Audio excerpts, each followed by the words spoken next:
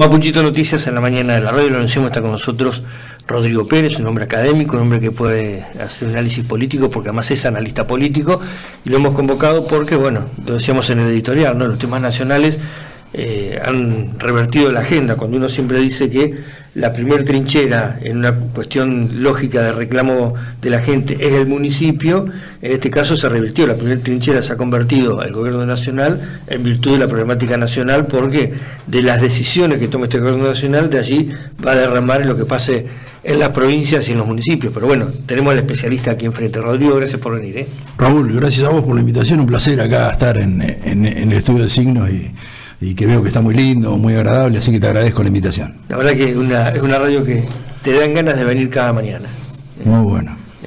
Salvo si no fuera por mi compañero operador, estamos buscando recambiarlo, estamos ofreciéndole a todo el mundo que pase, ¿pues se debe operar? No, pero si viene andando bien hay que dejarlo, así que el equipo que funciona no se cambia. No se cambia.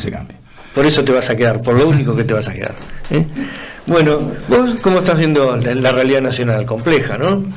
Bien, Raúl, sí, claro que es compleja y de hecho trajo aparejado toda esa realidad nacional, trajo aparejado, digamos, algunos fracasos en algunas provincias, ¿no? El otro día me preguntaban, lo que pasó con el peronismo en Río Negro y en Neuquén, ¿tiene culpa el gobierno nacional y demás? Y bueno, sí, claro, claramente parte, por lo menos. Parte de culpa tiene, y más allá de más cuando se quiere atar una estrategia o una campaña en las provincias y la realidad nacional es diferente, claramente, ¿no? Claramente, y en esto hubo algunos contratiempos en ese sentido. Pero bueno, sí, esto que pasó con el gobierno nacional, con la coalición que gobierna el país, básicamente, Raúl, tuvo en vilo a toda la política argentina toda esta semana con estos cambios de gabinete, gobernadores, incluso en las provincias también se preocupaban porque decían, nuestro gobernador se va a ir de ministro, como pasó finalmente con algunos, ¿no? Pero hasta que pasó se estaba hablando, Capitanichi, Benenchaco y el otro, eso en algunas provincias generaba cierto resquemor, por así decirlo, o preocupación, ¿no? La decisión de Mansur, que además el tipo quiere asumir un cargo nacional, pero no quiere que su vice lo reemplace. Exacto. Eso, digamos, ha pasado muchas veces en las provincias, ¿no? Decir, yo me voy, pero mi vice es... y ha pasado muchas veces que el vice en realidad estaba hecha esa fórmula, pero no había tanta sinergia, o si yo me iba, después no quería que se quedara. Es complejo, claro. Un poco esto también tiene que ver con un tema que hemos hablado ya en alguna oportunidad, y es la conformación de las listas, ¿no? Que a veces los amontonamientos después te terminan perjudicando. Claro, y a veces no se tiene tan en cuenta, vamos a armar la fórmula, y como sucedió históricamente acá en Río Negro, y no, hay que poner uno de Viedma de vice, y uno de Bariloche, uno de Cipolletti, eran en Río Negro siempre se armaban las fórmulas de manera geográfica, ¿no? Y no tanto por esa afinidad política, o un dirigente que digamos, es muy buen vicegobernador, sino que había que poner uno de Viedma, y por ahí el mismo partido, sea el radicalismo o el peronismo, tenían un montón de dirigentes en una localidad muy buenos, pero no los podíamos poner porque no podían estar dos juntos, ¿no? Recordemos el caso más emblemático, quizás Soria Bereltiné. Claro, ahí rompe eso, ¿no? Digamos, el 2011, ahora dentro de pocos días se va a cumplir 10 años, ¿no? Del triunfo de esa fórmula. Eso rompió ese esquema. Y pensado. Ante la muerte de Soria se generó el conflicto. Y se generó un conflicto, pero antes, ¿no? Pensado estratégicamente, digamos, esa fórmula pensaron, dijeron, vamos con 2 intendentes fuertes del Alto Valle. En un momento que Bariloche también estaba en crisis por aquello de SAIS y lo del Paragua, la crisis del volcán y demás. Entonces, como que Bariloche miró al Alto Valle, una situación inédita, ¿no? En nuestra provincia. Bariloche mirando al Alto Valle, y se dio ese triunfo que tuvo, digamos, todas estas aristas, el triunfo del 2011, ¿no? Pero básicamente articulado con 2 intendentes fuertes, ¿no? Que generalmente es lo que pasa, ¿no? Se busca intendentes que de localidades grandes, fuertes, ¿no? Y ante la muerte de Soria, el peronismo dijo, este tipo no puede ser el que lo reemplace. Claro. Se estuvo en esos días, y vos lo sabés, Raúl, se estuvo pensando, articulando cuando Cristina era presidenta y Pichetto hablaba con Cristina y demás, que se iba a renunciar y se iba a llamar a elecciones. Estuvo todo ese... Claro, que habrá que ver si fue verdad, no, pero se habló mucho de eso, ¿no? Seguro. Este nuevo esquema que plantea el gobierno nacional es casi como volver al pasado de Cristina. Bueno, se planteó, claro, se planteó todo digamos, una lucha en esa coalición de gobierno. Bueno, ¿quién tiene más? Sacaron la grieta del contexto del PRO para llevarla a su propio centro. Para llevarla a la coalición de gobierno. Claro, y que incluso volvimos a vivir situaciones de otros momentos nuestros, ¿no? Con otras coaliciones. Y había comparaciones, ¿no? Con la coalición entre el radicalismo y el Frente Grande, bueno, esta nueva composición del kirchnerismo con el PJ, también con espacio del Frente Grande, digamos, ese amplio que es hoy la coalición de gobierno del Frente de Todos, ¿no? Pero bueno, resultó que, digamos, en la conformación, algunos empezaron a hablar, bueno, ganó Cristina, bueno, ganó Alberto, bueno, hubo un empate técnico, bueno, creo que, digamos, lo que más primó ahí fue un triunfo del kirchnerismo, sin duda, que consolidó a sus ministros, no se fueron muchos, se fueron algunos, pero básicamente la conformación quedó con un kirchnerismo fuerte. De hecho, el jefe de gabinete responde al kirchnerismo y bueno, y el sector del albertismo quizá lo quiere ver como un empate, ¿no? Pero creo que no es así. No, seguro. Y lo otro que uno puede visualizar, no sé cuál es tu apreciación, pero es que están planteando medidas a noviembre, al ciclo electoral, ¿no? Sí, ahora se va a vivir, hoy de hecho iban a anunciar algunas medidas económicas. Cero, algún incremento salarial. Claro, seguramente para paliar o para inyectar, dar un shock al consumo, que eran, digamos, los medios hablaban de esto, ¿no? Claro. Un shock al consumo, seguramente habrá facilidades con cuotas y demás, aumentos en algunas jubilaciones mínimas.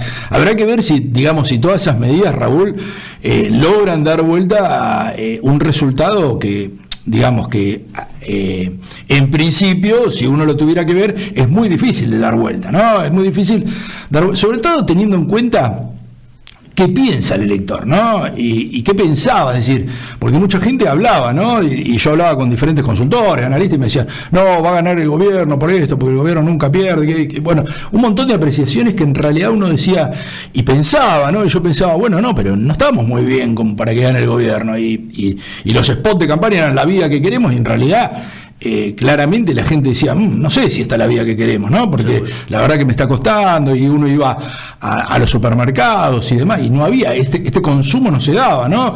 Lo vemos en general, digamos.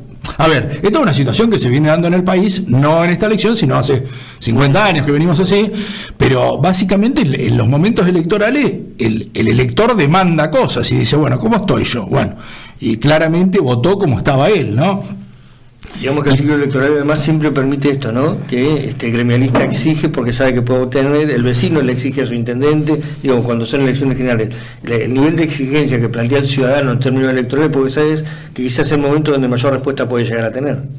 Claro, Raúl, además, digamos, y esto pasa mucho, ¿no? El dirigente piensa un montón de cosas en la campaña, en la estrategia, durante todo el tiempo, todo el año electoral, y dice, bueno, nos van a votar por esto y esto y esto. Y en realidad uno después ve un montón de análisis y escucha y habla. Y yo ayer veía una encuesta acerca de cómo decidían el voto, ¿no? Las personas, en una provincia particular, pero después uno puede ir proyectándolo a las demás, ¿no? Y veía que tenía una alta tasa de respuesta, digamos, el elector que decidía el voto la última semana, o el mismo día, o antes de entrar al cuarto oscuro. Entonces, eso que dice el dirigente, o la dirigencia política, no es tan así. Es decir, bueno, no, nosotros hicimos una campaña en este sentido, y entonces nos tiene que ir, y bueno, y entonces yo muchas veces cuando hablo con dirigentes o quienes asesoran al dirigente, le digo, bueno, pero ¿cómo fue la campaña de ustedes? Y digamos, y esto que hablábamos hace un rato, ¿no? ¿Por qué atan la campaña a nivel nacional en Río Negro o en Neuquén? ¿Les sirve eso? Bueno, claramente al peronismo rionegrino y neuquino lo perjudicó muchísimo, atar la campaña poniendo a Alberto, a Cristina y a la candidata de Neuquén o a los candidatos de Río Negro. Seguramente no los benefició eso. Y muchas veces hay que pensar eso, a ver si nos conviene. Está bien, desde Nación nos va a decir el presidente, no, tenemos que ir todos juntos, tal. Pero muchas veces, después, con los resultados, se tienen que dar cuenta que a veces no conviene eso, y conviene hacer, digamos, estrategias particulares. A ver, nosotros en Río Negro, Raúl, lo vimos un montón de años, digamos, cuando el radicalismo en el gobierno, incluso con gobierno nacional, seguro, la dividía en la campaña, no era tan igual. Y de hecho desdoblaba las elecciones. esa estrategia de desdoblar las elecciones tenía que ver con eso. Seguro. El tema yo me acuerdo de una campaña, creo que fue la segunda de Verani o la primera de Sáiz, ponían los carteles a los intendentes porque le redituaban más que poner al gobernador. Entonces hay que pensar esas estrategias en torno a lo que nos conviene, para ganar, Raúl. Claro, ¿no? yo creo que de alguna manera también me da esta sensación de que aquellos que han elaborado el marketing político de la campaña electoral han recurrido a la vieja estrategia cuando los tiempos cambiaron. Bueno, eso es muy acertado esto que decís, porque a veces yo veo y le digo, bueno, ¿cómo fue tu campaña? Es decir, bueno, no, puse un montón de afiches, bueno, a ver, si vos pones una ficha en la oficina, seguramente no te va a redituar, es decir, si Doñate pone el cartel de sus candidatos en su oficina, no le va a redituar, es lo mismo que si vos, Raúl, querés hacer, vos que sos un apasionado del ciclismo, querés hacer una competencia para atraer un montón de ciclistas de Río Negro y ponés el afiche acá en tu radio. Claro. Bueno, lo van a ver quienes vengan, algunos invitados, pero no, quizás miles que podrían participar. Entonces hay que ver cómo, ¿no? Es decir, bueno, ¿cómo voy a publicitar? Y yo en mis redes subí todas las cosas, bueno, pero tus redes, ¿cuándo las ven? Bueno, las redes las ven determinada cantidad que tiene que ver con el reach orgánico, claro, que atrae, es decir, hay que publicitar, hay que pautar en redes, en realidad hay que saber cómo es esa metodología para trabajar en redes sociales, o cómo es esa metodología para trabajar en territorio, es decir, en todos lados uno tiene que tener en cuenta y llamar a los que saben, es decir, ¿quién sabe de esto? Bueno, no, nosotros con los militantes vamos a trabajar, bueno, con los militantes vas a hacer un trabajo. Claro. Pero vos querés que te voten mucho más que los militantes. Seguro. Si no, digamos, el peronismo no puede hacer en Río Negro cuando en otras épocas ha tenido mucho más. De hecho, vamos a comparar, ¿no? Hace 10 años el peronismo en Río Negro sacó 200.000 votos. Sí. Hoy, en la última elección, no llegó a 100.000. Es decir, bajó el caudal de votos en 10 años en más de 100.000 electores, cuando la población va creciendo. Es decir, que tendría que haber tenido mucho más de esas 200.000 tal cual que sacaron en 2011. Por eso, a veces uno quiere... Está bien, me pueden decir, no, bueno, no es comparable. No, bueno, sí, es comparable porque comparamos los datos de una elección con otra. Son datos objetivos de la realidad. En las PASO, claro. Es decir, tiene que ver con esto, ¿no? De ver cómo vamos a hacer esa campaña. Es decir, después, por ejemplo, un caso emblemático que lo planteaba aquí en el programa, el de Facundo Manes. Digamos que sería como lo nuevo en la política, un tipo diferente, tipo con un nivel de cultural importante. Digamos que vos lo podrías presentar a Manes, si uno fuera el referente para promocionarlo al tipo, hablando que viene a la política para cambiar cosas, y las cosas que viene a cambiar van por este lado, apuntaría a la cuestión económica, a la cuestión social, digo, un tipo preparado. ¿Y qué termina haciendo Manes? Lo mismo que es el político tradicional. Claro. Va a pelotudear al barrio y se junta con el pibe y le dice, yo jugaba al fútbol acá cuando era chico, y seguramente vos ahora ves que tu abuelo te mira de la esquina como me miraba el mío. Esa pelotudez ya es de otro tiempo, ya pasó.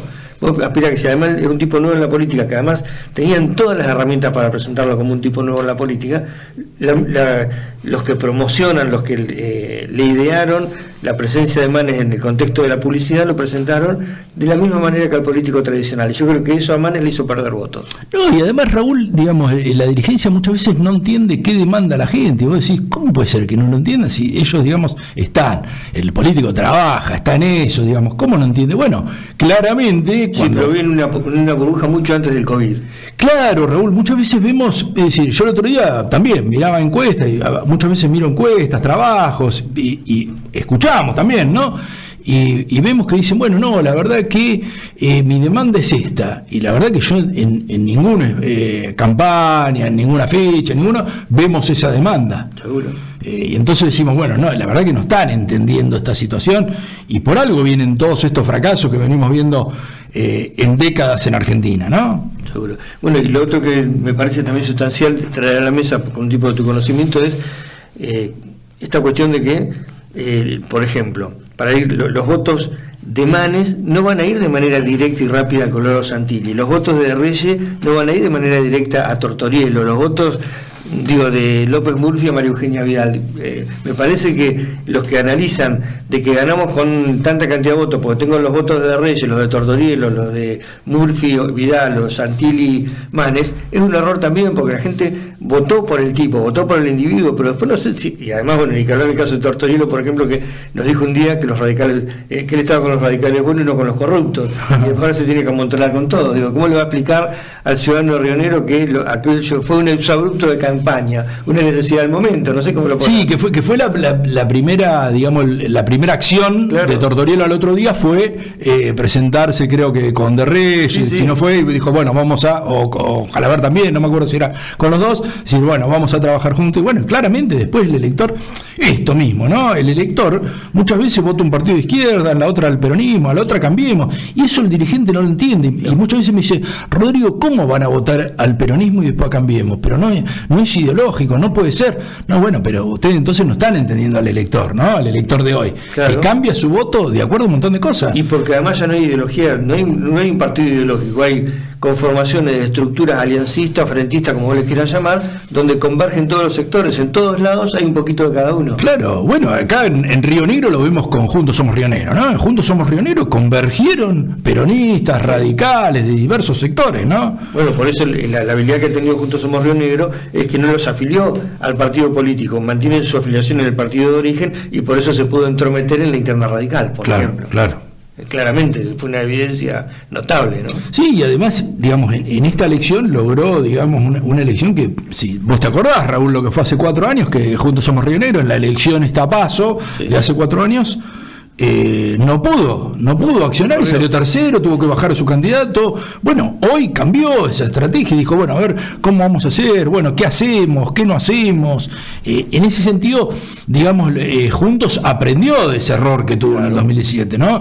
Y lo vemos 4 años después, en esta paso, gana la PASO, ¿no? En la 2015 también logró incluir legisladores a nivel nacional, es decir, Juntos Somos Río Negro yo veo que está consolidando esa marca y los partidos, a ver, los partidos provinciales siempre generan esto, ¿no? Siempre generan que sus electores vean, bueno, este está preocupado por acá la provincia, no juega a nivel nacional, entonces siempre eso al elector de una provincia siempre le atrajo, ¿no? Claro. Digamos, en Río Negro también, Raúl, vos lo sabés, el radicalismo rionegrino que gobernó todos esos 28 años, fue un radicalismo, digamos, medio territorial, medio provincial, sí, digamos, sí, hay muchos que de esto hablan y lo han estudiado, ¿no?